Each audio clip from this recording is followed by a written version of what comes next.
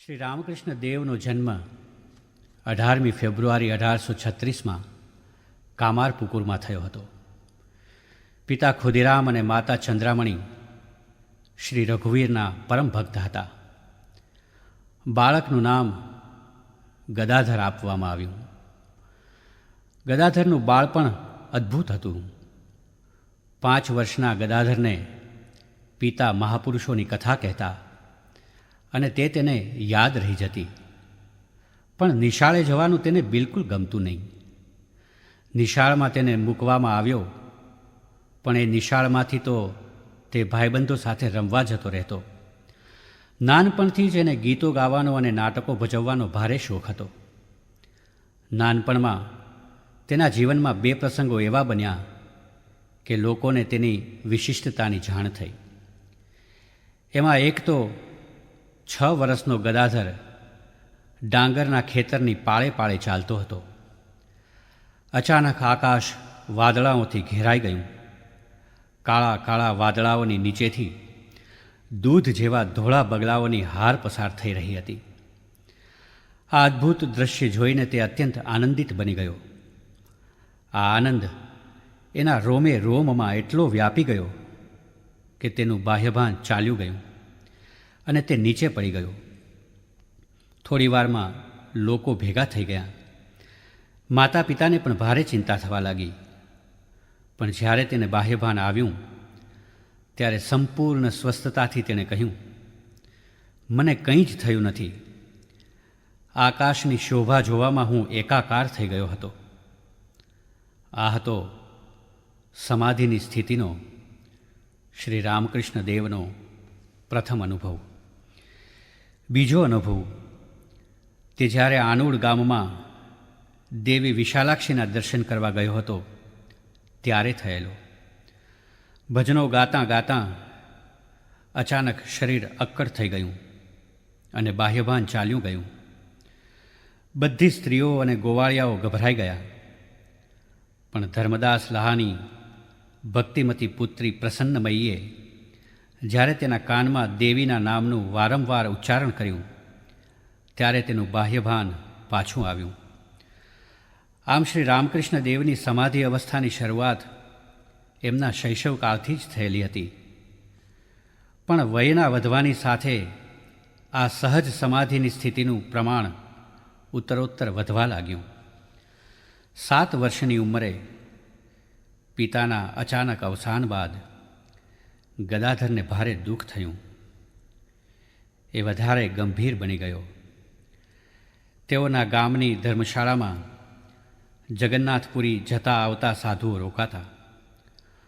બાળ ગદાધરને આ સાધુ સંતો પાસે ખૂબ જ ગમતું. સાધુઓને નાના મોટા કામમાં તે મદદ પણ કરતો. પોતાના બાળક ઉપર સાધુ મહાત્માઓના આશીર્વાદ ઉતરી રહ્યા છે એ જાણીને માતા ચંદ્રામણી પણ ખુશ થતા. 9મે વર્ષે ગદાધરને યજ્ઞોપવિત આપવાનું નક્કી કર્યું. યજ્ઞોપવિત અંગેની તૈયારીઓ પણ થવા લાગી.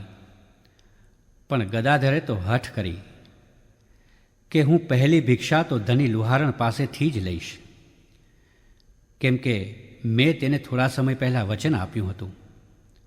અરે, બ્રાહ્મણનો દીકરો લુહારણ પાસેથી ભિક્ષા લે? એ તો કેવી વાત! મોટા ભાઈ અને સગા સંબંધીઓએ ભારે વિરોધ કર્યો. પણ ગદાધર પોતાના વચન પર અડગ રહ્યો. તેણે કહ્યું, વચન એટલે વચન. જો હું એ ન પાળું તો હું જૂઠ્ઠા બોલો કહેવાઉં. તો મને જનોઈ લેવાનો અધિકાર પણ નથી. આખરે ગદાધરની વાત સહુને સ્વીકારવી પડી અને તેણે પ્રથમ ભિક્ષા ધની લુહારણ પાસેથી જ લીધી. બોલ્યા એટલે પાળવું જ એ સ્વભાવ શ્રી રામકૃષ્ણમાં જન્મજાત હતો. જીવન પર્યંત તેઓ જે કંઈ બોલ્યા તેનું પૂરેપૂરું પાલન કર્યું છે. એક વખત કામારપુકુરમાં શિવરાત્રિને દિવસે શિવલીલાનું નાટક ભજવવાનું હતું. શિવનું પાત્ર ભજવનાર અભિનેતા અચાનક માંદો પડી ગયો. તેની જગ્યાએ ગદાઈને શિવ બનાવી દીધો. શિવના વેશમાં ગદાઈ ખરેખર શિવ જેવો જ લાગતો હતો. સહુ પ્રેક્ષકો ભૂલી ગયા કે આ શિવ નથી પણ ગદાધર છે. નાટક શરૂ થયું. ડમરૂના અવાજો સંભળાવા લાગ્યા અને ગદાધરનું બાહ્યભાન ચાલ્યું ગયું. એ તો શિવનું ચિંતન કરતાં કરતાં સમાધિમાં સરી પડ્યો હતો. છેક બીજા દિવસે એને ભાન આવ્યું. આ રીતે શ્રી રામકૃષ્ણ દેવને વારંવાર આવી જતી ભાવ સમાધિ શૈશવમાં પણ પ્રસંગે પ્રસંગે થવા લાગી. પરંતુ તેનું મન શાળાના અભ્યાસમાં લાગ્યું જ નહીં.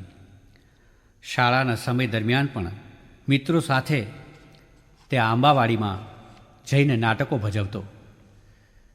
શ્રી કૃષ્ણનો જ્યારે અભિનય કરતો ત્યારે તો લાંબા વાળ, ગૌરવર્ણ અને હોઠ પર બંસી. જાણે શ્રીકૃષ્ણ ગૌરવર્ણ ધારણ કરીને પ્રગટ થયા ન હોય, ગદાધર પણ શ્રીકૃષ્ણ સાથે એકરૂપ બનીને ભાવ સમાધિમાં ડૂબી જતો ત્યારે એ આંબાવાડિયું પણ વૃંદાવન બની જતું. આમ નાનપણથી જ ગદાધરને ગીત, સંગીત, ભજન, નૃત્યમાં વિશેષ અભિરુચિ હતી. પણ ભણવામાં અને તેમાંય ગણિતના સરવાળા, બાદબાકી, ગુણાકાર, ભાગાકારમાં તેને બિલકુલ રસ પડતો ન હતો. પણ રામાયણ, મહાભારત, પુરાણોની કથાઓમાં તેને વધુ આનંદ મળતો. ભણવા પ્રત્યેનું તેનું ઉદાસીન વલણ જોઈને તેના મોટા ભાઈઓને ભારે ચિંતા થવા લાગી. જ્યારે કોલકાતાથી મોટાભાઈ રામકુમાર કામારપુકુર આવ્યા અને તેમણે ગદાધરની ભણવા પ્રત્યેની અરુચિ જોઈ ત્યારે તેમણે ગદાધરને પોતાની સાથે કોલકાતા લઈ જવાનું નક્કી કર્યું. કેમ કે ત્યાં તેઓ એને પોતાની દેખરેખ હેઠળ ભણાવી શકશે અને એથી તેનું ભવિષ્ય સુધરી જશે તથા ગદાધર નાના મોટા કામોમાં મદદરૂપ પણ થશે એમ માનીને ગદાધરને કોલકાતા લઈ આવ્યા. અહીં ગદાધર ભાઈના કામમાં મદદ કરવા લાગ્યા. પોતાના સ્વભાવની મધુરતા અને સરળતા દ્વારા તેઓ સહુ યજમાનોમાં પ્રિય બની ગયા.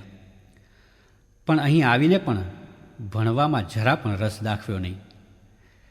એટલે મોટા ભાઈએ તેને ભારે ઠપકો આપ્યો. એના જવાબમાં ગદાધરના હૃદયમાં જે હતું તે સ્પષ્ટપણે નીકળી ગયું. તેણે કહ્યું, મોટા ભાઈ, આ કમાવાની વિદ્યા ભણીને હું શું કરીશ? મારે તો એવી વિદ્યા ભણવી છે કે જે ભણવાથી મારું હૃદય પ્રકાશિત થઈ જાય અને જેને મેળવીને વ્યક્તિ હંમેશ માટે તૃપ્ત થઈ જાય.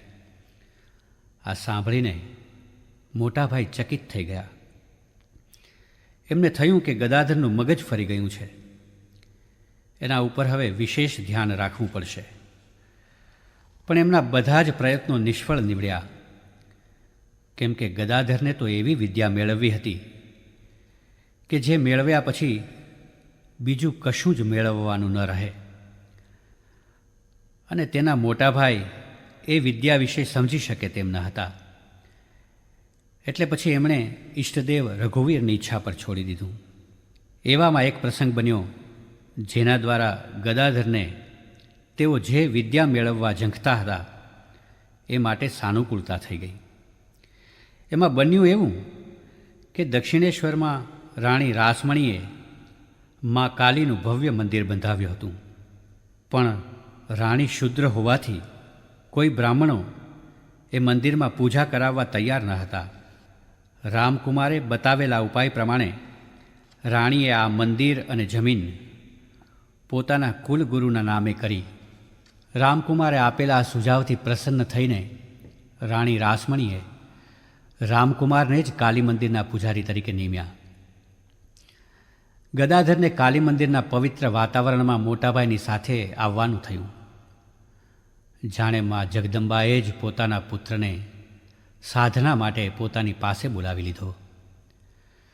મુખ્ય પૂજારીના નાના ભાઈ હોવાથી બધા એમને છોટા ભટ્ટાચાર્ય કહીને બોલાવતા. રાણીના જમાઈ મથુરબાબુનું ધ્યાન છોટા ભટ્ટાચાર્ય પ્રત્યે આકર્ષાયું. તેઓએ તેમને સવારે અને સાંજે માની મૂર્તિના શણગારનું કામ સોંપ્યું. તેમણે થોડા સમય પહેલાં જ એમની સાથે રહેવા આવેલા તેમના ભાણેજ હૃદયરામ જો માના વસ્ત્રાભૂષણો સાચવવાનું કામ સ્વીકારે તો એ શરતે આ કામ સ્વીકાર્યું, અને આ કાર્ય જ ગદાધરને મા ભવતારિણી સાથે એકરૂપ કરનાર બની રહ્યું. એમની સાધનાની શરૂઆત આ રીતે શ્રી મા કાલીના સાજ શણગાર દ્વારા થઈ. આ દરમિયાન એક પ્રસંગ એવો બન્યો કે ગદાધર રાણી રાસમણી માટે પણ શ્રદ્ધેય બની ગયા. એમાં એવું થયું કે રાધાકાંતના મંદિરના પૂજારી શયન માટે શ્રી કૃષ્ણને લઈને જતા હતા. તેઓ પડી જતા હાથમાં રહેલી રાધાકાંતની મૂર્તિનો પગ ભાંગી ગયો. હવે ખંડિત મૂર્તિ રખાય નહીં તો કરવું શું? એ માટે રાણીએ પંડિતોની સભા બોલાવી. પંડિતોએ જણાવ્યું કે ખંડિત મૂર્તિને ગંગામાં પધરાવી દેવી અને તેની જગ્યાએ નવી મૂર્તિની પ્રાણ પ્રતિષ્ઠા કરવી એ જ એક ઉપાય છે. પણ રાણીને એ ઉપાય યોગ્ય ન જણાતા મથુરબાબુને બીજા કોઈ ઉપાય વિશે જાણવા પૂછ્યું. મથુરબાબુએ નાના ભટ્ટાચાર્યને પૂછવા કહ્યું. એમને પૂછતા ગદાધર ભાવ સમાધિમાં ચાલ્યા ગયા અને એ જ ઉચ્ચ ભાવમાં બોલી ઉઠ્યા. રાણીના જમાઈનો પગ ભાંગી જાય તો શું તે બીજો જમાઈ લાવશે કે પગની મરામત કરાવશે? તો અહીં પણ એવું જ કરવામાં આવે. રાણીને આ ઉપાય યોગ્ય લાગ્યો અને પછી પગની મરામત કરવાનું કામ પણ તેમણે નાના પૂજારીને જ સોંપ્યું, અને તેમણે એવી સિફતથી પગ સાંધી આપ્યો કે કોઈને ખબર પણ ન પડે કે પગ ભાંગી ગયો હતો. પરંતુ આ બનાવ પછી મથુરબાબુ અને રાણીની નાના પૂજારી પ્રત્યેની શ્રદ્ધા વધી ગઈ. આ બાજુ મા કાલીની પૂજાવિધિ કરતાં કરતાં ગદાધરની મા કાલીના સાક્ષાત્કારની ઝંખના પણ વધી ગઈ. મોટાભાઈ રામકુમારનું અવસાન થતાં મંદિરની પૂજાવિધિનો સઘળો ભાર ગદાધર પર આવી પડ્યો. માની પૂજા કરતાં કરતાં ગદાધર એવા તો તન્મય બની જતા કે બીજું બધું ભૂલી જતા. તેઓ માની મૂર્તિને સાક્ષાત જગદંબા માનીને સાજ શણગાર કરતા. જગદંબાના દર્શન માટેની વ્યાકુળતા દિન પ્રતિદિન તીવ્ર બનવા લાગી. પૂજા કરતાં કરતાં રડતા રડતા માને કહેતા, અરે રે માં, એક દિવસ વધુ ચાલ્યો ગયો ને હજુય તે મને દર્શન ના આપ્યા. તું શા માટે મારાથી છુપાઈ ગઈ છો? તેમનું આવું કલ્પાંત સાંભળીને લોકોને એમ થતું કે આ બિચારો કેટલો દુઃખી છે, એની મા મરી ગઈ લાગે છે. માના દર્શન ન થતાં સાંજ પડે તેમનો વલોપાત તીવ્ર બની જતો. ગંગા કાંઠે ધૂળમાં આળોટતા આળોટતા માને કહેવા લાગતા, માં, શું તું મને દર્શન દેવા માગતી જ નથી? આટલી કઠોર કેમ બની ગઈ છો? આમ કહીને ધૂળમાં મોઢું ખસવા લાગતા અને તેથી લોહી નીકળતું. આટલી તીવ્રતમ વ્યાકુળતા છતાંય તેમને દર્શન નહોતા થતા. તેમ તેમ દર્શન માટેની તેમની તાળાવેલી વધતી જ ગઈ. પછી તો મંદિરમાં વિધિવત પૂજા કરવી પણ અશક્ય બની ગઈ. પૂજા કરવાને બદલે માની સામે કલાકો સુધી ધ્યાનમગ્ન બેસી રહેતા. માને ફૂલ ચઢાવવાને બદલે પોતાના મસ્તક પર ફૂલ મૂકી દેતા. આવી ઉન્માદભરી સ્થિતિમાં દિવસો પસાર થતા હતા.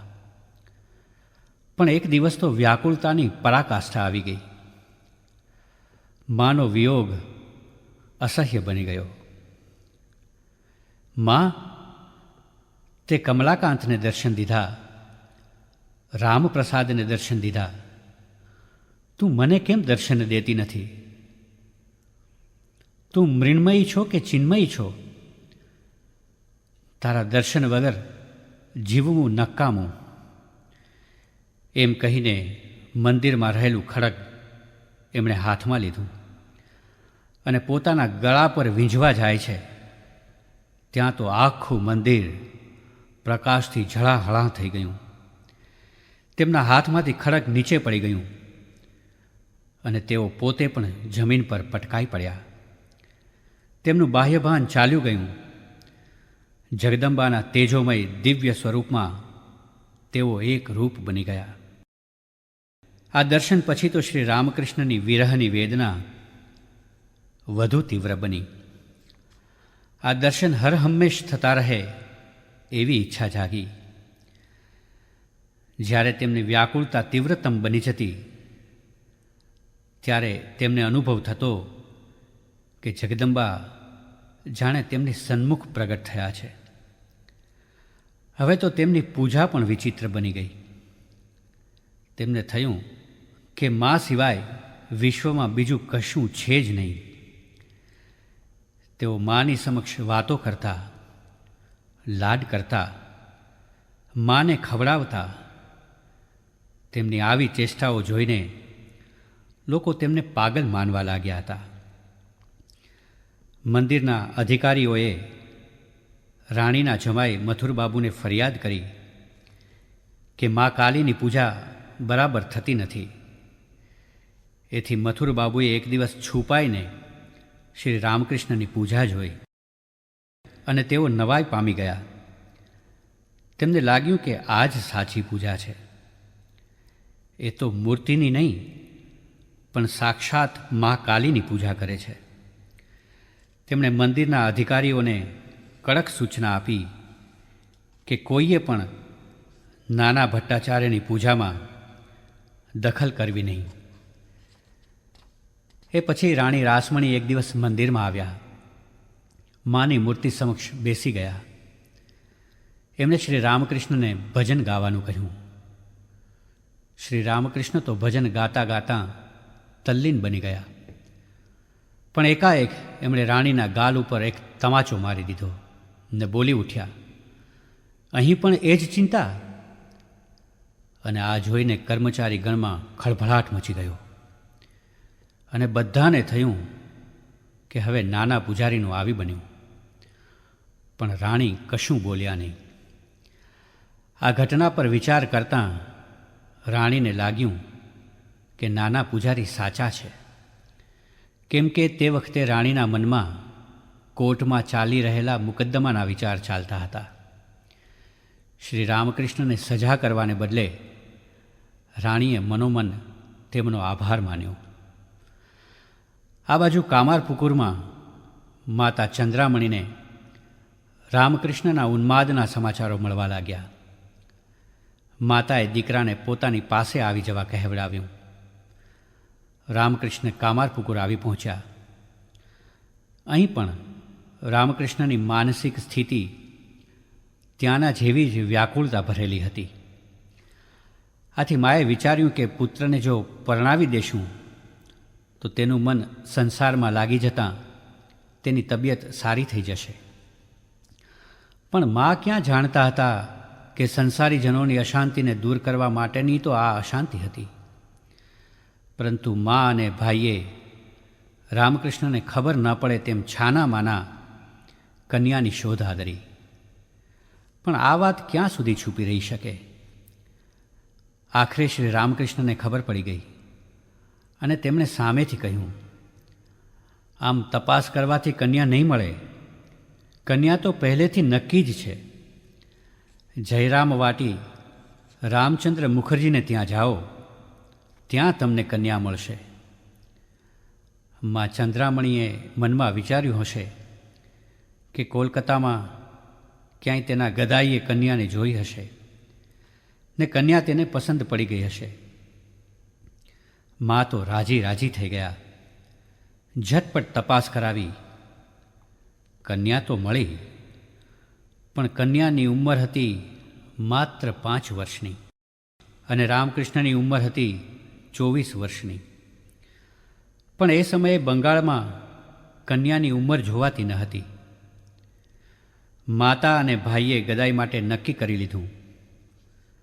લગ્ન પણ થઈ ગયા. 5 વર્ષની બાલિકા શારદા સાસરે આવી. તેને ખૂબ સુંદર ઘરેણાં પહેરાવવામાં આવ્યા હતા. પણ એ ઘરેણાં લાહાબાબુને ત્યાંથી ઉછીના લીધા હતા. લગ્ન પછી એ ઘરેણાં પાછા આપવાના હતા. પણ એ ઘરેણાં બાલિકા વધુના શરીર ઉપર એટલા શોભી રહ્યા હતા કે તેને ઉતારતા માતાનો જીવ ચાલ્યો નહીં. પછી શારદા ઊંઘમાં હતી ત્યારે રામકૃષ્ણે એમના શરીર ઉપરથી ઘરેણાં એવી સિફતથી ઉતારી આપ્યા કે બાલિકાને બિલકુલ ખબર પડી નહીં. સવારે જ્યારે જોયું ત્યારે શરીર ઉપર ઘરેણાં ન જોતાં બાલિકા શારદા રડવા લાગી. મા ચંદ્રામણીએ તેમને ખોળામાં બેસાડીને વહાલ કરી કહ્યું, મારો ગદાઈ તને આનાથી પણ ખૂબ સરસ ઘરેણાં લાવી આપશે. પણ તેમના મામાને ખબર પડતાં તેઓ ગુસ્સે થઈને શારદાને પાછા જયરામ વાટી લઈ ગયા. રામકૃષ્ણે એ જોઈને કહ્યું, ભલે ને જાય, પણ હવે કંઈ લગ્ન ફોક થવાના નથી. કેમ કે રામકૃષ્ણ જ એકલા જાણતા હતા કે એમણે જે કાર્યો કરવાના છે તેમાં શક્તિરૂપે સહાય કરવા શારદા આવ્યા છે. પણ દુન્યવી દ્રષ્ટિ તો સામાન્ય બાબતોનો જ મહત્ત્વ આપતી હોવાથી તેની પાછળનું રહસ્ય જાણી શકતી નથી. અહીં પણ આ દૈવી લગ્નના હેતુની રામકૃષ્ણ સિવાય કોઈને પણ ખબર નહોતી. શારદાને જયરામ વાટી લઈ ગયા. રામકૃષ્ણ તે પછી પણ ઘણો સમય કામારપુકુરમાં રોકાયા. લગભગ કુલ 1.5 વર્ષ રહ્યા. ફરી દક્ષિણેશ્વરમાં આવીને સાધનામાં લીન થઈ ગયા. જગદંબાના દર્શન માટેની ઝંખના ફરી તીવ્ર બની ગઈ. બસ એક જ રટણ કે માનું દર્શન સતત થતું રહે. એ અરસામાં ભગવાન વસ્ત્રધારી ભૈરવી બ્રાહ્મણી દક્ષિણેશ્વરમાં આવી. તેણે કહ્યું, બેટા, કેટલાય સમયથી હું તને શોધું છું. માએ મને આદેશ આપ્યો છે કે મારે તને આધ્યાત્મિક સાધનાઓમાં માર્ગદર્શન આપવું.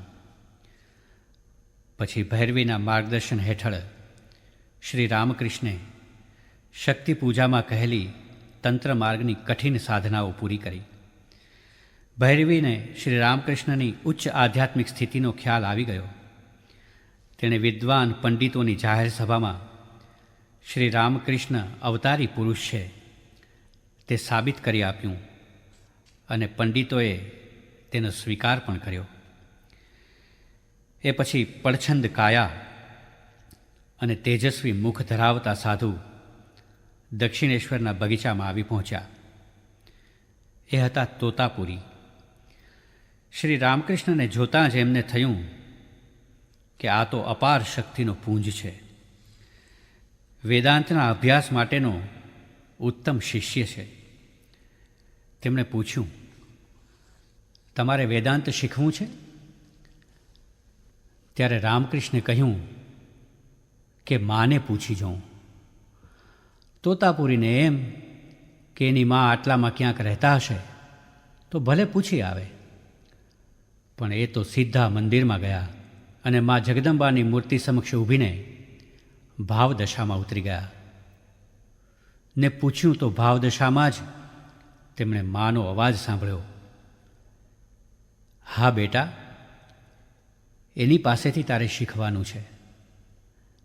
તારા માટે તો એનું અહીં આવવાનું થયું છે. આ રીતે તોતાપુરી પાસે એમનું વેદાંત શીખવાનું શરૂ થયું. તોતાપુરી એમને ઈશ્વરના નિરાકાર સ્વરૂપનું ધ્યાન ધરવાનું કહેતા હતા. પણ શ્રી રામકૃષ્ણ જેવા નિરાકાર સ્વરૂપનું ધ્યાન કરવા જાય તો તુરત જ શ્રી જગદંબાની મૂર્તિ સામે આવી જતી. મન નિરાકાર સ્વરૂપમાં એકાગ્ર થતું જ ન હતું. આથી તોતાપુરી ગુસ્સે થઈ ગયા અને કહ્યું, ન કેમ થાય, એ કરવું જ પડશે. પછી શ્રી રામકૃષ્ણે પ્રયત્ન કર્યો અને તેમાં સફળ થયા. જગતના બાહ્ય પદાર્થોમાંથી મન હટી ગયું, નિરાકાર સ્વરૂપમાં લીન થઈ ગયું.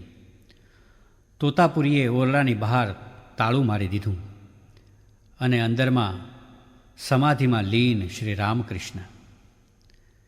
એમને એમ હતું કે થોડા સમય પછી રામકૃષ્ણ એમને વિનંતી કરશે કે બારણું ખોલો, પણ અંદરથી ક્યારેય અવાજ સંભળાયો નહીં. તોતાપુરીએ જાતે બારણું ખોલ્યું. આશ્ચર્ય! રામકૃષ્ણ એમને એમ સમાધિમાં લીન હતા. આ સમાધિમાં એક દિવસ નહીં, બે નહીં, પણ ત્રણ દિવસ વીતી ગયા. ત્યારે તોતાપુરીને પોતાના આ શિષ્યની ભૂમિકા કેટલી ઉચ્ચ કક્ષાની છે તેનો ખ્યાલ આવ્યો. કારણ કે આવી સમાધિની સ્થિતિ પ્રાપ્ત કરતાં તેને 40 વર્ષની સાધના કરવી પડી હતી, જ્યારે રામકૃષ્ણે માત્ર 3 દિવસમાં આ સમાધિ સિદ્ધ કરી લીધી હતી. પછી રામકૃષ્ણના કાન પાસે હરિઓમ મંત્રનો જપ કર્યો. એ પછી ધીમે ધીમે રામકૃષ્ણની બાહ્ય ચેતના જાગી. આ પછી તોતાપુરી શ્રી રામકૃષ્ણ પાસે 11 મહિના રહ્યા. ગદાધરને રામકૃષ્ણ નામ પણ તોતાપુરીએ જ આપ્યું હતું, એવી લોકવાયકા છે. એ પછી શ્રી રામકૃષ્ણે ગોવિંદરાય નામના મુસ્લિમ ફકીર પાસે ઇસ્લામ ધર્મની સાધના કરી. તેઓ આ દિવસોમાં જગદંબાને ભૂલી જ ગયા. અલ્લાહનું રટણ કરતા, નિયમિત નમાઝ પઢતા, ખાન પાન પહેરવેશ પણ મુસ્લિમ જેવો જ રાખ્યો. 3 દિવસની આ સાધના પછી તેજસ્વી મુખમુદ્રા અને લાંબી દાઢી ધરાવતા એક ભવ્ય પુરુષના એમને દર્શન થયા અને તેઓ ભાવ સમાધિમાં મગ્ન થઈ ગયા. શ્રી રામકૃષ્ણે ઈસુ ખ્રિસ્તના પણ દર્શન કર્યા હતા. યદુનાથ મલ્લિકના ઘરમાં બાળ ઈસુ અને માતા મેરીનું ચિત્ર હતું. એ ચિત્રને જોતાં જોતાં શ્રી રામકૃષ્ણ ચિત્ર સાથે એકરૂપ બની ગયા અને તેમને લાગ્યું કે ચિત્ર જાણે જીવંત બની ગયું છે અને તેમાંથી તેજના કિરણો નીકળીને તેમની અંદર પ્રવેશી રહ્યા છે. એ પછી 3 દિવસ સુધી તેઓ સતત ઈસુના ભાવમાં જ રહ્યા. તે એટલે સુધી કે કાલી મંદિરમાં જવાનું પણ ભૂલી ગયા. ચોથે દિવસે આ જ ભાવમાં તેઓ બગીચામાં લટાર મારતા હતા ત્યારે તેમણે એક શાંત ગંભીર મુખમુદ્રાવાળા દેદીપ્યમાન પુરુષને પોતાની તરફ આવતો જોયો. તેઓ વિચારી રહ્યા કે આ કોણ હશે. ત્યાં તો એમને અંતરમાંથી સ્પષ્ટ અવાજ આવ્યો, આ એ જ ઈસુ છે જેમણે માનવ જાતિને બચાવવા માટે પોતાનું લોહી રેડ્યું છે. પછી એ દિવ્ય પુરુષ રામકૃષ્ણમાં સમાઈ ગયા. આ ઉપરાંત તેમણે હનુમાનજીની દાસ્ય ભાવે સાધના કરીને સીતા માતાના દર્શન કર્યા. સીતા માતા પણ એમના શરીરમાં સમાઈ ગયા. એ પછી તેમણે શ્રી રામના દર્શન કર્યા. શ્રી કૃષ્ણના દર્શન કરવાની પણ એમને તીવ્ર ઈચ્છા જાગી. પણ શ્રી કૃષ્ણના દર્શન જલ્દીથી કરવા હોય તો રાધારાણીની કૃપા જોઈએ. આથી એમણે તીવ્ર ભાવે રાધાની આરાધના કરી. રાધાજીના દર્શન તો તેમને થયા, પણ રાધાજી પણ તેમના દેહમાં સમાઈ ગયા. એ પછી તેઓ પોતે જ રાધારૂપ બની ગયા અને શ્રી કૃષ્ણની ભક્તિ કરવા લાગ્યા. ચૈતન્ય મહાપ્રભુ જેવો ઉત્કટ વિરહભાવ તેઓ પણ અનુભવવા લાગ્યા. આખરે શ્રી કૃષ્ણના પણ તેમને દર્શન થયા. એ કૃષ્ણમૂર્તિ પણ એમના દેહમાં સમાઈ ગઈ. 3 મહિના સુધી તેઓ આ ભાવમાં રહ્યા હતા.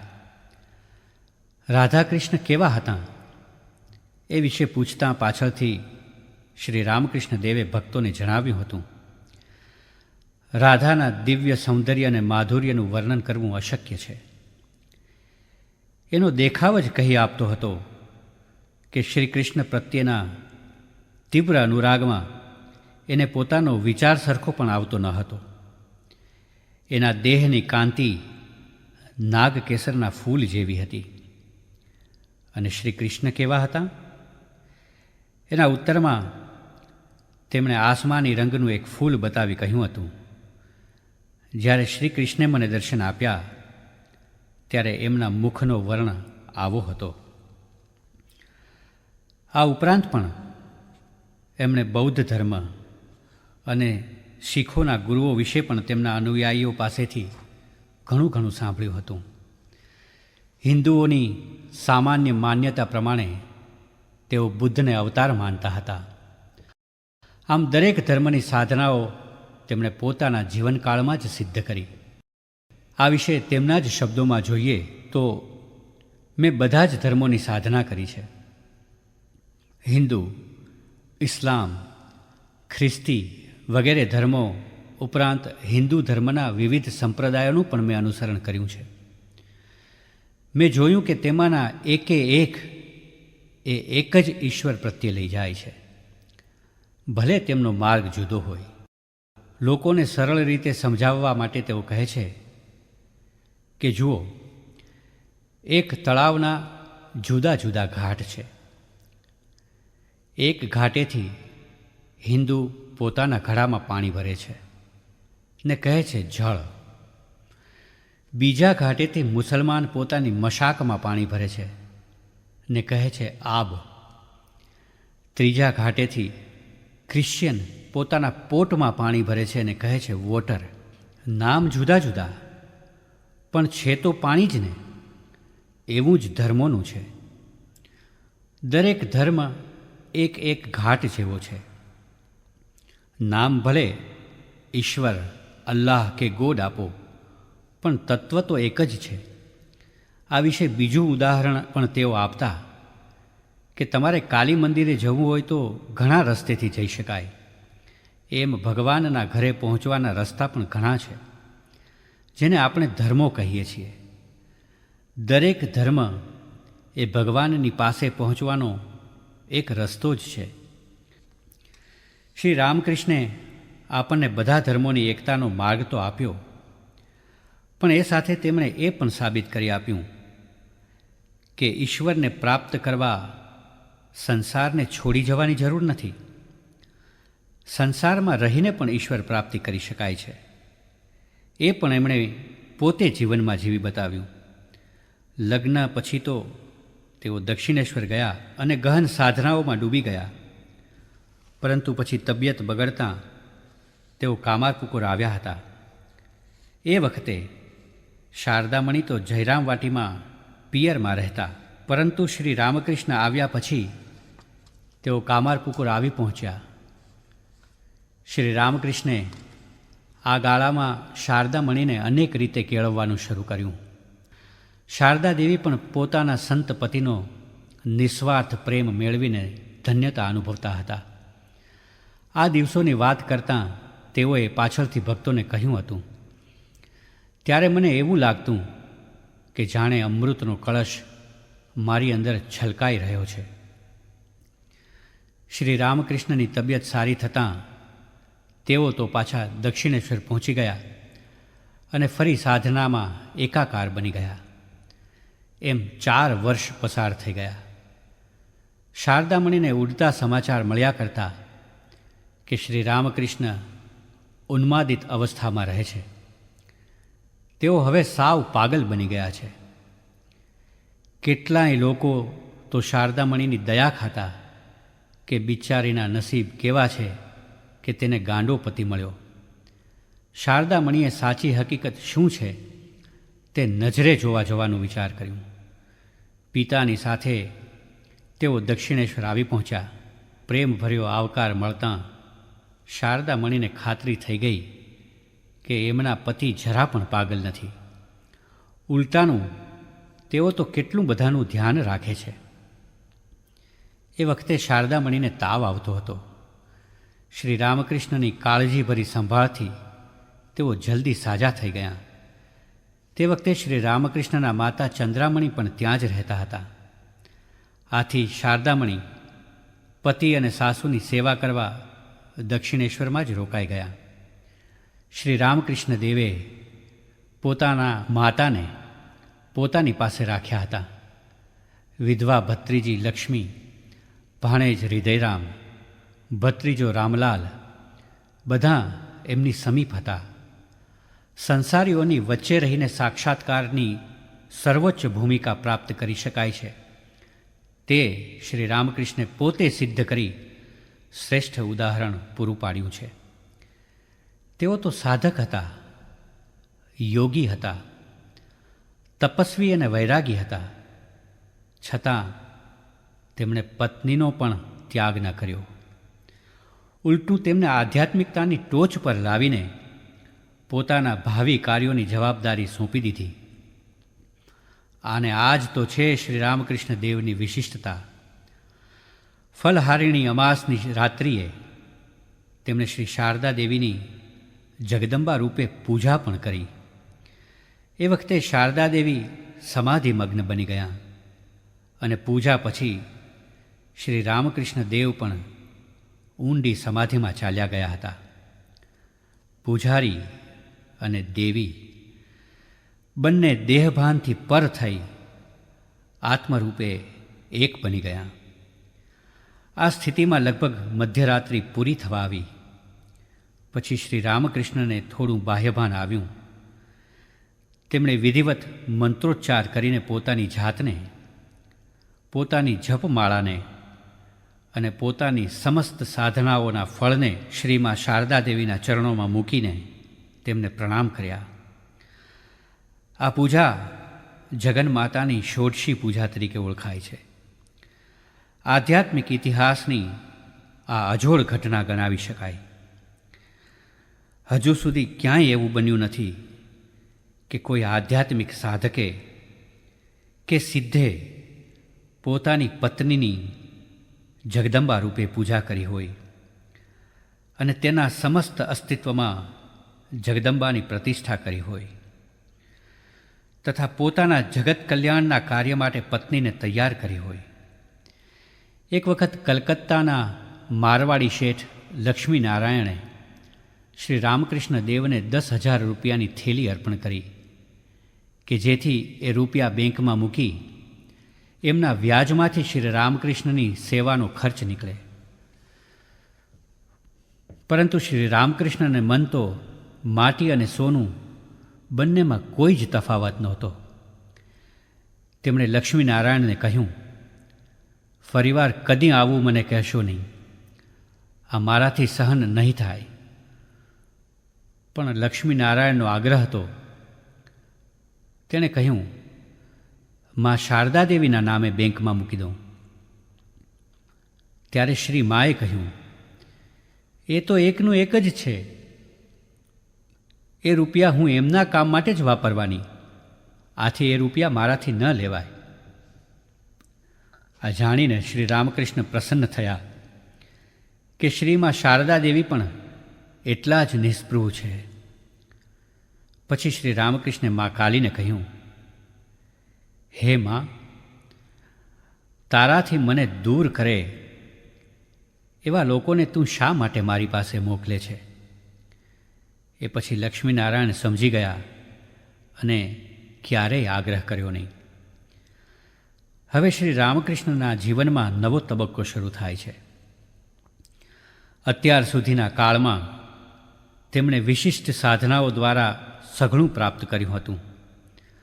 પરંતુ હવે પછીના સમયમાં એ જ્ઞાનને તેમણે સરળ ભાષામાં સાવ સહજ રીતે રોજિંદા જીવનના દ્રષ્ટાંતોને વણી લઈને સાવ અભણ અને સામાન્યમાં સામાન્ય માણસને સમજાય એ રીતે એ દિવ્ય જ્ઞાનને વહેંચ્યું. એ માટે તેઓ ભક્તોની રાહ જોઈ રહ્યા હતા. સ્વાર્થી લોકોની સંસારી વાતોથી તેઓ ત્રાસી ગયા હતા. એટલે સાંજે સંધ્યા સમયે અગાસી ઉપર જઈને તેઓ ભક્તોને બોલાવતા અને કહેવા લાગતા, અરે ઓ છોકરાઓ, તમે ક્યાં છો? હવે તમે આવો, તમારા વગર મારાથી રહી શકાશે નહીં. જેવી વ્યાકુળતા ઈશ્વર પ્રાપ્તિની સાધનામાં હતી, એવી વ્યાકુળતા હવે ભક્તોના દર્શન માટે તેઓ અનુભવી રહ્યા હતા. અને પછી થોડા જ સમયમાં એમની પ્રતીક્ષાનો અંત આવ્યો. તેમના શિષ્યો અને ભક્તોનું આગમન શરૂ થયું.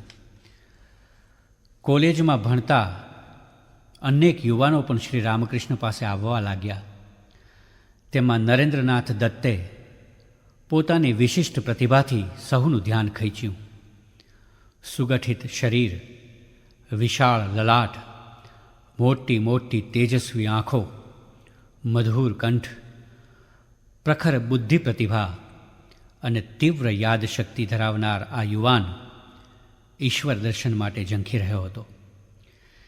તેની કોલેજના પ્રિન્સિપાલ પાસેથી વર્ગમાં ભણાવતી વખતે શ્રી રામકૃષ્ણની સમાધિ સ્થિતિ વિશે સાંભળ્યું. ત્યારથી જ મનમાં આ મહાન વિભૂતિના દર્શન કરવાની તીવ્ર ઈચ્છા જાગી. નરેન્દ્રનાથ અત્યાર સુધી અનેક સંતો મહાત્માઓને મળ્યા હતા. તેઓ બધાને એક જ પ્રશ્ન પૂછતા, શું તમે ઈશ્વરને જોયા છે? પણ હજી સુધી કોઈ પાસેથી એને સંતોષકારક જવાબ મળ્યો ન હતો. એટલે પ્રિન્સિપાલ પાસેથી સાંભળીને તેને લાગ્યું કે કદાચ શ્રી રામકૃષ્ણ તેના પ્રશ્નનો સંતોષકારક જવાબ આપી શકશે. તે દક્ષિણેશ્વર આવી પહોંચ્યો. તેને જોઈને જ શ્રી રામકૃષ્ણ તો ભાવાવેશમાં આવીને કહેવા લાગ્યા, અરે આટલું મોડું અવાય? તું કેવો કઠોર છે, મને આટલી બધી રાહ જોડાવી. કેટલુંય કહ્યું, પછી છેલ્લે તો એમ પણ કહ્યું, પ્રભુ, તમે તો માનવ જાતિના દુઃખો દૂર કરવા માટે આવેલા પ્રાચીન ઋષિ છો. આ સાંભળીને નરેન્દ્રને થયું કે આ કેવા પાગલ પુરુષ છે. હું તો વિશ્વનાથ દત્તનો પુત્ર છું અને તેઓ મને કેવું કેવું કહી રહ્યા છે. ખરેખર પાગલ લાગે છે. પણ પછી એને થયું કે અંગ્રેજ પ્રોફેસર હેસ્ટી કહેતા હતા તે શું સાચું હશે? ખરેખર તેઓ સાચા સંત હશે? પણ પછી તેમની નજીક જઈને તેમણે પેલો પ્રશ્ન પૂછ્યો, મહાશય, શું આપે ઈશ્વરને જોયા છે? એક ક્ષણનાય વિલંબ વગર તેને જવાબ મળ્યો, હા, મેં ઈશ્વરને જોયા છે. આટલું સાંભળતા જ નરેન્દ્રની આંખો ચમકી ઉઠી ને તે વિસ્ફારિત નેત્રે તેમને જોઈ જ રહ્યો. ત્યાં તો તેઓ આગળ બોલ્યા, હા, જેવી રીતે હું તને જોઉં છું તેવી જ રીતે હું તેને જોઉં છું. ફેર એટલો જ કે તેને હું વધારે સારી રીતે જોઉં છું. એટલું જ નહીં, પણ જેમ તારી સાથે વાત કરું છું તેમ તેની સાથે પણ વાત કરી શકું છું. પણ એવું કરવાની દરકાર કોને છે? માણસો ધન, સંપત્તિ કે સ્ત્રી પુત્રાદિ માટે આંસુઓનો ધોધ વહાવે છે, પણ ઈશ્વરના દર્શન માટે એવું કોણ કરે છે? શ્રી રામકૃષ્ણની આ વાણીમાં ઈશ્વર દર્શનના અનુભવનો રણકો હતો. નરેન્દ્રનાથને આ વાણીની સચોટ અસર થઈ. તેને થયું, આખરે તેને એવો પુરુષ મળ્યો છે કે જેણે પોતે ઈશ્વરના દર્શન કર્યા છે. એટલું જ નહીં, પણ તે તો બીજાઓને પણ કરાવી શકે છે. આ મહાપુરુષે પ્રખર બુદ્ધિમાન નરેન્દ્રનાથના ચિત્તને એવું તો આકર્ષી લીધું કે તેઓનું ચિત્ત તેમનું સાનિધ્ય વારંવાર ઝંખવા લાગ્યું. પછી તો તેમને જેમ જેમ અનુભૂતિઓ અને દર્શનો થતાં ગયા તેમ તેમ શ્રી રામકૃષ્ણ દેવની મહત્તા સમજાવા લાગી. શ્રી રામકૃષ્ણે પણ પોતાના અંતરના પ્રેમથી નરેન્દ્રનાથમાંથી વિશ્વવંદ્ય વિભૂતિ સ્વામી વિવેકાનંદને પોતાના દૈવી કાર્ય માટે કંડાર્યા. શ્રી રામકૃષ્ણના પ્રેમ વિશે સ્વામી વિવેકાનંદે કહ્યું હતું, મને મળ્યા તે ઘડીથી જ શરૂઆત કરીને ઠેઠ સુધી જો કોઈએ પણ મારામાં એક સરખો વિશ્વાસ મૂક્યો હોય તો તે એકલા શ્રી રામકૃષ્ણ જ હતા. મારી માતા તથા ભાઈઓએ પણ મારામાં એવો વિશ્વાસ મૂક્યો ન હતો. મારા પ્રત્યે એમણે જે અખૂટ વિશ્વાસ અને પ્રેમ દર્શાવ્યા તેનાથી જ હું સદાને માટે એમની પાસે બંધાઈ રહ્યો. બીજા માણસને કેમ ચાહવો એ તો એકલા એ જ જાણતા હતા. સંસારીઓ તો માત્ર સ્વાર્થ સાધવા માટે પ્રેમનો ડોળ જ કરતા હોય છે. ખરેખર અદ્ભુત હતો શ્રી રામકૃષ્ણનો પ્રેમ. એ પ્રેમના દિવ્ય રસાયણથી તેઓએ પોતાના પ્રત્યેક શિષ્યને વિશુદ્ધ કરીને ઈશ્વરીય ભાવમાં ઢાળ્યા હતા. અલબત્ત એમની આ વિશુદ્ધિની પ્રક્રિયા દરેક શિષ્ય માટે આગવી હતી. ઉદાહરણ રૂપે જોઈએ તો એક વખત એમનો યુવાન શિષ્ય યોગીન હોડીમાં બેસીને દક્ષિણેશ્વર આવતો હતો. હોડીમાં બેઠેલા મુસાફરે શ્રી રામકૃષ્ણની નિંદા કરી. યોગીને એને કશું કહ્યું નહીં, ચૂપચાપ સાંભળી લીધું. પછી દક્ષિણેશ્વરમાં આવીને તેણે જ્યારે શ્રી રામકૃષ્ણને વાત કરી ત્યારે એમણે ઠપકો આપતા કહ્યું, એ માણસે મને ગાળો ભાંડી અને તે ચૂપચાપ અપમાન સહી લીધું. આ બાબતમાં શાસ્ત્ર કહે છે કે આવા પ્રસંગે માણસે ગુરુ નિંદકને પૂરો કરવો જોઈએ અથવા એ સ્થળનો એકદમ ત્યાગ કરવો જોઈએ, અને તે તો બધું ઢીલાશથી સહી લીધું. અને આવો જ પ્રસંગ એમના બીજા શિષ્ય નિરંજન સાથે બન્યો હતો. તે પણ દક્ષિણેશ્વર આવી રહ્યો હતો. હોડીમાં બેઠેલા ઉતારુઓએ જ્યારે શ્રી રામકૃષ્ણની નિંદા કરવી શરૂ કરી ત્યારે નિરંજને તેઓને કડક શબ્દોમાં ચેતવણી આપી. પણ તેઓએ જ્યારે એ ન ગણકારી ત્યારે તેણે હોડીને હચમચાવતા કહ્યું, હવે જો એક પણ શબ્દ બોલ્યા છો તો આખી હોડીને ડૂબાડી દઈશ. એની કદાવર કાયા અને ક્રોધનો આવેશ જોઈ બધા ચૂપ થઈ ગયા અને તેની માફી માગવા લાગ્યા. જ્યારે શ્રી રામકૃષ્ણે આ વાત સાંભળી ત્યારે તેને જુદી રીતે ઠપકો આપ્યો અને કહ્યું, ક્રોધ એ તો ભયંકર પાપ છે. તારે શા માટે એને વશ થવું જોઈએ? મારા વિશે મૂર્ખ લોકો તો ફાવે તેમ બોલે, પરંતુ તારે તેના પ્રત્યે ધ્યાન ન આપતા દુર્લક્ષ્ય સેવવું જોઈએ. એમ કરવાને બદલે જો તું લડવા માટે તો તારી આખી જિંદગી લડવામાં જ જાય. જરા વિચાર તો કર કે ક્ષણિક ક્રોધના આવેશમાં તું કેટલો મોટો અનર્થ આચરી બેસત.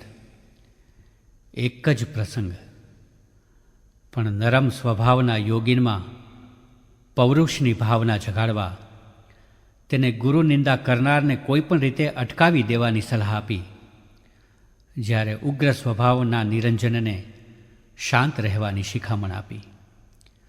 જેવો રોગ તેવી દવા એ શ્રી રામકૃષ્ણની શિક્ષણ આપવાની પદ્ધતિ હતી. પરંતુ પ્રેમનો મજબૂત તંતુ તો પ્રત્યેક સાથે દ્રઢપણે જોડાયેલો હતો. શ્રી રામકૃષ્ણની પાસે કોલેજમાં ભણતા યુવાનો આવ્યા, ગૃહસ્થો આવ્યા, ઈશ્વર દર્શનના જિજ્ઞાસુઓ આવ્યા, તો તે સમયના વિદ્વાનો, ચિંતકો જેવા કે કેશવચંદ્ર સેન, ઈશ્વરચંદ્ર વિદ્યાસાગર, બંકિમચંદ્ર, અશ્વિનીકુમાર દત્ત વગેરે પ્રસિદ્ધ મહાનુભાવો પણ આવ્યા. ગિરીશચંદ્ર ઘોષ અને કાલીપદ ઘોષ જેવા દારૂ અને કુટેવોનો ભોગ બનેલા લોકો પણ આવ્યા. તો અઘોરમણી દેવી, ગૌરીમાં, ગોલાપમાં જેવી સ્ત્રી ભક્તો પણ એમની પાસે આવી. શ્રી રામકૃષ્ણ દેવ પાસે જે કોઈ આવ્યું તે સર્વને તેમણે પ્રેમપૂર્વક આવકારીને તેમની પ્રકૃતિ પ્રમાણેના ઈશ્વર માર્ગે વાળ્યા. ઉદાહરણ રૂપે જોઈએ તો દારૂડિયા ગિરીશબાબુને એમણે ક્યારેય દારૂ પીવાની મનાઈ કરી ન હતી. માત્ર એટલું જ કહ્યું હતું કે માને ધરાવીને પીવી. એકવાર તો દારૂની બાટલી ઘોડાગાડીમાં રહી ગઈ હતી, તો તેમણે જાતે ઘોડાગાડીમાંથી મંગાવી અને એમને આપી હતી. પણ શ્રી રામકૃષ્ણના સંગમાં ક્યારે દારૂની બાટલી છૂટી ગઈ તેની ગિરીશને ખબર પણ ન પડી. તેમણે ક્યારેય કોઈને મનાઈ નહોતી કરી, પણ તેઓ પોતાની અનુભૂત વાણી દ્વારા વ્યક્તિની ચેતનાને એવી ઉપર ઉઠાવી દેતા હતા કે એ વ્યક્તિની નિમ્ન વસ્તુઓ આપોઆપ છૂટી જતી હતી.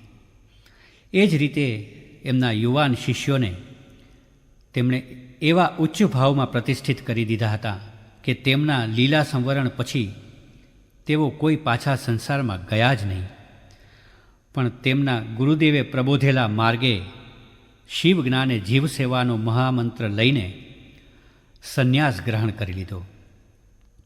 ગુરુના દેહત્યાગ પછી કોલેજમાં ભણનારા માતા પિતા અને કુટુંબીજનોએ જેમના ઉપર ઘણી મોટી આશા રાખી હતી એવા તેજસ્વી યુવાનો પોતાનો અભ્યાસ છોડી ગુરુએ આપેલા શિક્ષણને સાર્થક કરવા સંસારમાં પાછા જાય નહીં અને સંન્યાસી બની જાય. એ પણ એકાદ બે નહીં, 16 યુવાન શિષ્યો સંન્યાસ ધારણ કરી લે. એ ઘટના પણ આધ્યાત્મિક ઇતિહાસની વિરલ ઘટના છે. એમાં પણ રહેવાની કોઈ વ્યવસ્થા નહીં, ખાવા પીવાનું કોઈ ઠેકાણું નહીં, છતાં પણ સંસારના સુખોપભોગમાં પાછા જવાનું નામ નહીં. એ કેવો દ્રઢ વૈરાગ્ય, ઈશ્વર દર્શનની ઝંખના અને ગુરુ પ્રત્યેની નિષ્ઠા શ્રી રામકૃષ્ણ દેવે આ યુવા શિષ્યોમાં પ્રતિષ્ઠિત કરી હશે.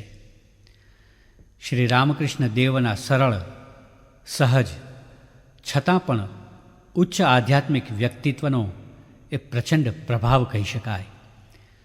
જ્યારે શ્રી રામકૃષ્ણ દેવને ગળામાં કેન્સરનું નિદાન થયું ત્યારે નરેન્દ્રનાથે બધા ગુરુભાઈઓને બોલાવીને આ રોગની ગંભીરતા સમજાવી દીધી. આ યુવાનોએ ગુરુદેવની સેવા શુશ્રૂષાની જવાબદારી ઉઠાવી લીધી. શ્રેષ્ઠ સારવાર મળે એ માટે તેમને કલકત્તા લઈ ગયા. કાશીપુરના બગીચામાં મોટું મકાન ભાડે રાખ્યું. ત્યાં એ વખતના સુપ્રસિદ્ધ ડૉક્ટર મહેન્દ્રનાથ સરકારની દેખરેખ હેઠળ તેમની ચિકિત્સા શરૂ કરવામાં આવી.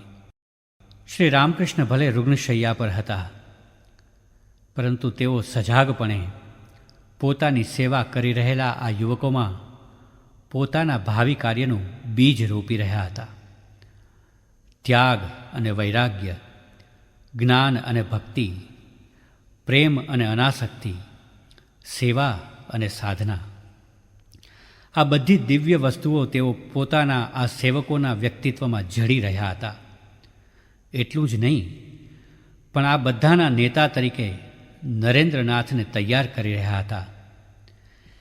તેમની મહાસમાધિને 3-4 દિવસ બાકી રહ્યા હતા ત્યારે શ્રી રામકૃષ્ણે નરેન્દ્રનાથને બોલાવીને પોતાની પાસે બેસાડ્યા. એના તરફ સ્થિર દ્રષ્ટિ કરીને ઊંડા ધ્યાનમાં તેઓ ઉતરી ગયા. તે સમયે નરેન્દ્રને એવું લાગ્યું કે વીજળીના જેવો કોઈ સૂક્ષ્મ પ્રવાહ તેના શરીરમાં પ્રવેશી રહ્યો છે. એણે પણ બાહ્યભાન ગુમાવી દીધું. જ્યારે બાહ્યભાન આવ્યું ત્યારે તેણે જોયું કે શ્રી રામકૃષ્ણ દેવ રડતા હતા. એને નવાઈ લાગી. ત્યારે શ્રી રામકૃષ્ણે કહ્યું, અરે નરેન, આજે મેં તને મારું સર્વસ્વ આપી દીધું છે. હવે હું કેવળ અકિંચન ફકીર બની ગયો છું.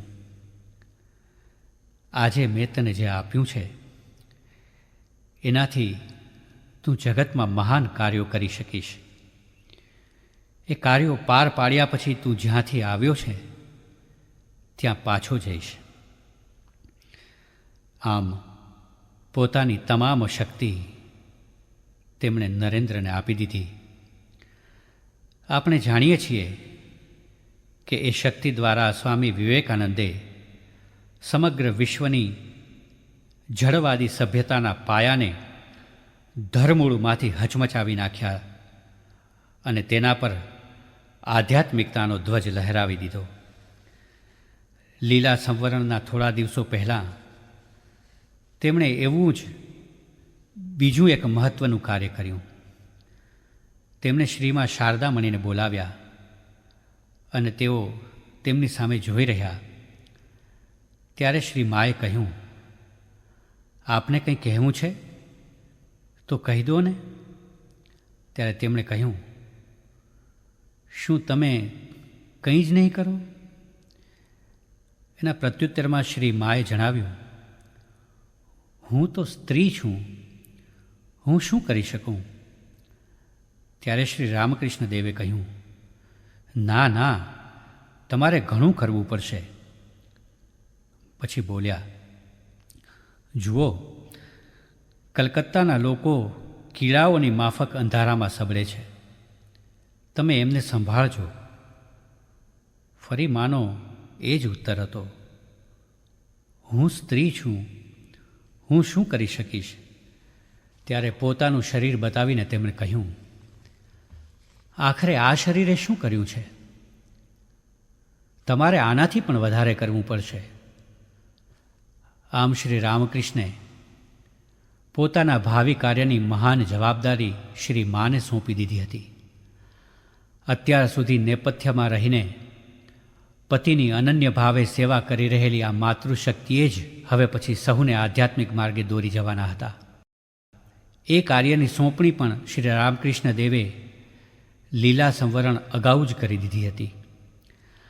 આ રીતે તેઓએ વિશ્વમાં વ્યાપી રહેલી જડવાદી સભ્યતા ઉપર આધ્યાત્મિકતાને પ્રતિષ્ઠિત કરવાના મહાન કાર્યોનો સુદૃઢ પાયો રચી આપ્યો અને 1886ની 15મી ઓગસ્ટ રાત્રે 1 વાગે તેમણે મહાસમાધિ પ્રાપ્ત કરી.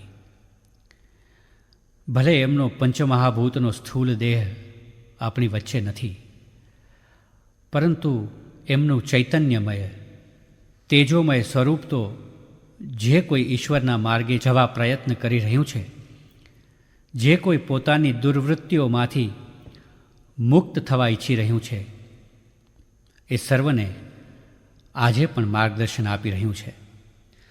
આપણા સહુનો પ્રશ્ન એ છે કે શું સંસારમાં રહીને ઈશ્વર પ્રાપ્તિ થઈ શકે? શ્રી રામકૃષ્ણ દેવ ખૂબ જ સરળ રીતે આપણને શીખવાડે છે કે સંસારમાં રહીને ગૃહસ્થ જીવન જીવતાં જીવતાં પણ ઈશ્વર પ્રાપ્તિ થઈ શકે છે.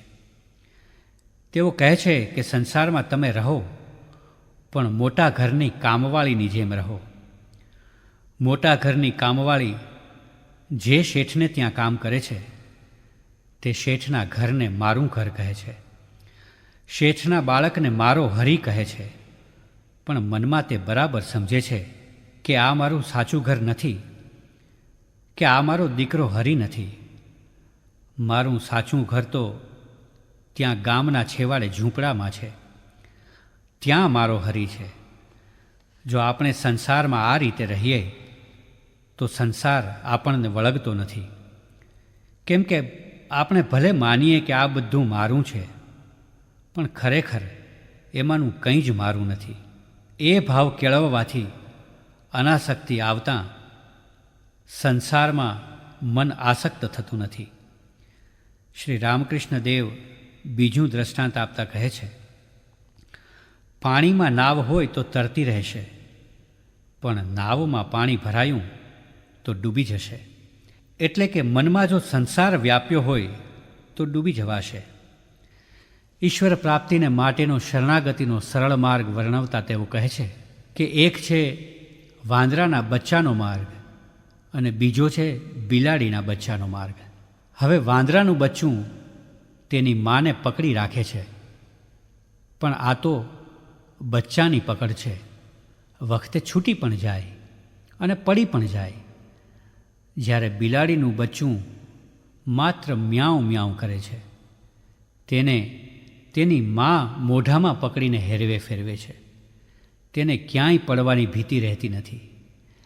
આ બે માર્ગમાં વાંદરાના બચ્ચાના માર્ગને શ્રી રામકૃષ્ણ જ્ઞાન માર્ગ કહે છે, જ્યારે બિલાડીના બચ્ચાનો માર્ગ એ સમર્પણનો માર્ગ છે, શરણાગતિનો માર્ગ છે. એ સરળ છે. એમાં માના શરણમાં જવાનું છે, મા ઉપર નિર્ભર રહેવાનું છે. તેઓ રામપ્રસાદનું ભજન ગાતા કે મા આમી જંત્રી તુમી જંત્ર, જેમો ન ચાલવો તેમો ન ચાલવે. હું તો માના હાથનું યંત્ર છું, મા જેમ ચલાવે તેમ ચાલવાનું છે. આવો સમર્પણ ભાવ હોય તો સંસારની વચ્ચે રહીને પણ ઈશ્વરની પ્રાપ્તિ થઈ શકે છે. આપણે શ્રી રામકૃષ્ણ દેવને પ્રાર્થના કરીએ કે હે ઠાકુર, આપ જે રીતે આપના ભક્તોને ઈશ્વર પ્રત્યે લઈ ગયા, એ રીતે અમને પણ ઈશ્વરની સમીપ લઈ જાઓ.